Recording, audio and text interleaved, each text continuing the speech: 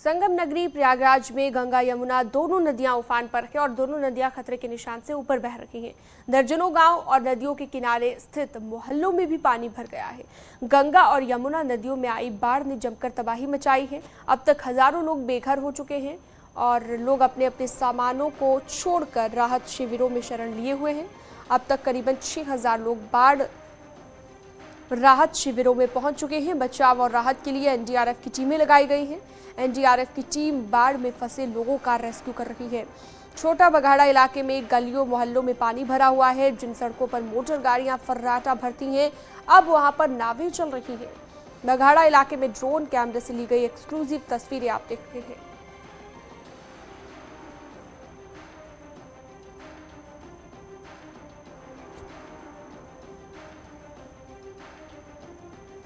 तो ये देख सकते हैं ड्रोन कैमरे से ये एक्सक्लूसिव तस्वीरें ली गई है। प्रयागराज की तस्वीरें, कई घरों में पानी घुस गया है।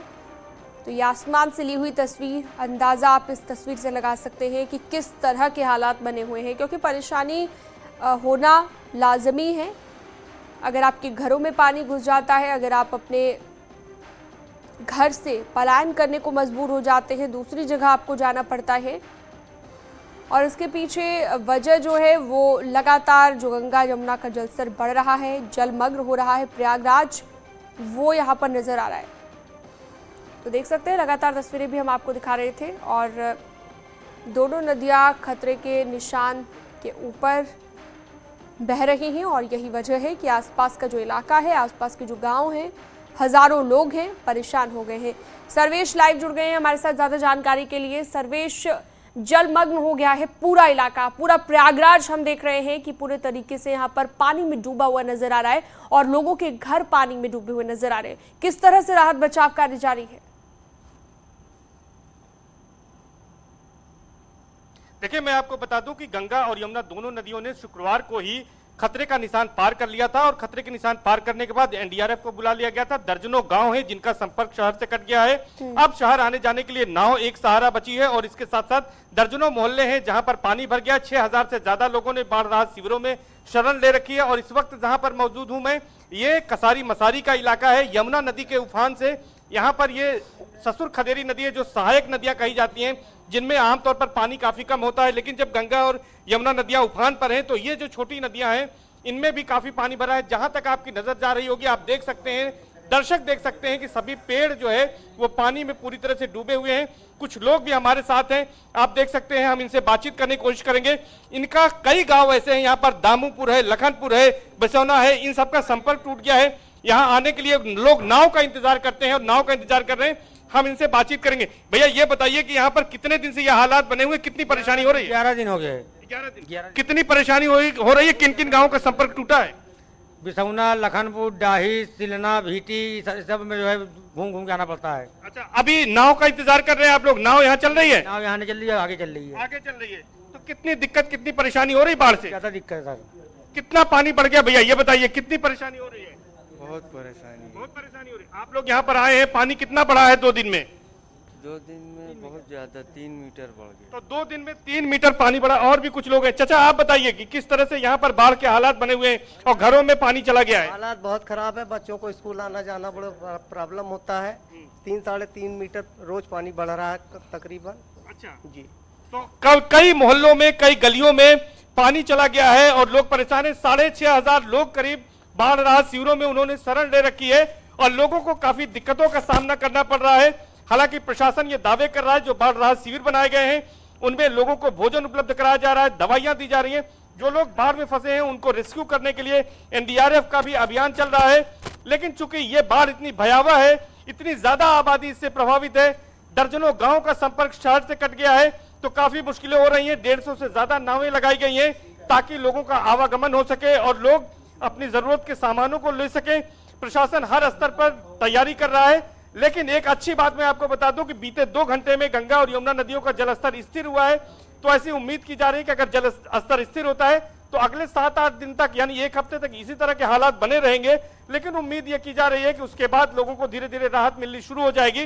तो ये एक अच्छी खबर है कि बीते 2 घंटे में गंगा और यमुना नदियों का जलस्तर नहीं बढ़ा है, स्थिर बिल्कुल है। सर्वेश, तो ये एक जो अच्छी राहत की तस्वीरें बात आप हो दिखा सकती रहे है। हैं वाकई जो है परेशान करती हैं, किस तरह की दिक्कतें इन लोगों को हो रही है। आपने जैसे कि जिक्र किया कि दावा तो किया जा रहा है कि राहत जो शिविर है वहां पर लोगों को पूरी सुविधाएं दी जा रही हैं, पूरा जो है उनकी मदद करने की कोशिश है, लेकिन जो लोग वहां पर मौजूद हैं सर्वेश, उनसे भी बातचीत कीजिएगा और थोड़ा सा उनका दर्द समझने की कोशिश कीजिएगा।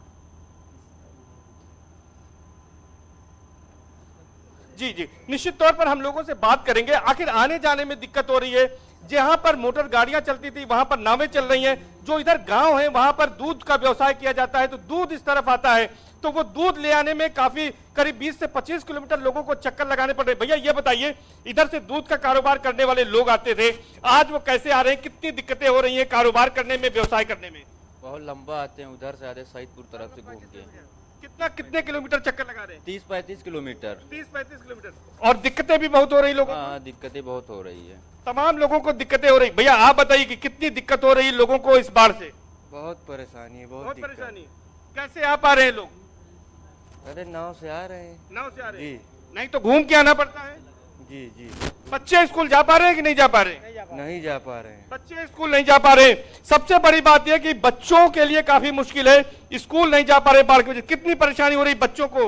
बच्चों को बहुत ज्यादा परेशानी, सब स्कूलें बंद है, मान लीजिए आप। स्कूल बंद हो गए। जी, जी।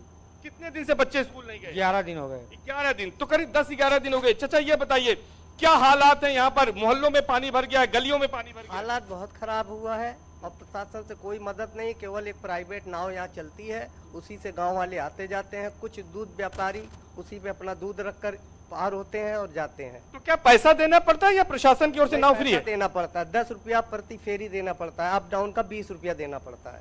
अच्छा, 10 रुपए देना पड़ता है जी, 1 वे का। 1 वे का। अगर सामान हो तो ज्यादा पैसा भी लगता नहीं होगा? नहीं, उसी में मान जाते हैं। मोहल्ले के हैं वो लोग मान जाते हैं। अच्छा, वो मान जी, जाते हैं। जी, जी। तो साफ तौर पर आप देख सकते हैं कि किस तरह की मुश्किलें लोगों की बढ़ी हुई है। नाव चल रही है, वो भी एक प्राइवेट नाव है, यहाँ पर प्रशासन की ओर से कोई नाव नहीं है, क्योंकि मोहल्ले का है नाविक, तो वो 10 बिल्कुल, रुपए तो एक फेरे का तस्वीरें लेता है आप आने लगातार जाने। दिखा रहे थे और बातचीत भी कर रहे थे। सर्वेश, आपने दिखाया कि किस तरह की परेशानियां लोगों को हो रही है। बहुत शुक्रिया आपका तमाम जानकारी के लिए। अब बात कर लेते हैं नोएडा की। 5 युवक दिल्ली में यमुना में डूब गए। सलारपुर के रहने वाले थे सभी युवक, डीएनडी के पास यमुना नदी में डूब गए हैं। श्री कृष्ण की मूर्ति का विसर्जन करने के लिए ये गए थे और इस दौरान ये हादसा हुआ है। एक दूसरे को बचाने के चक्कर में 5 की जान चली गई। 5 युवक मूल रूप से बिहार के रहने वाले थे और फेज 2 इलाके में फैक्ट्रियों में ये काम किया करते थे। एक युवक के घर में हुआ था धार्मिक अनुष्ठान, जिसके बाद ये 5 युवक डूब गए। ये हादसा हुआ और एक को बचाने के चक्कर में 5 लोगों की जान चली गई।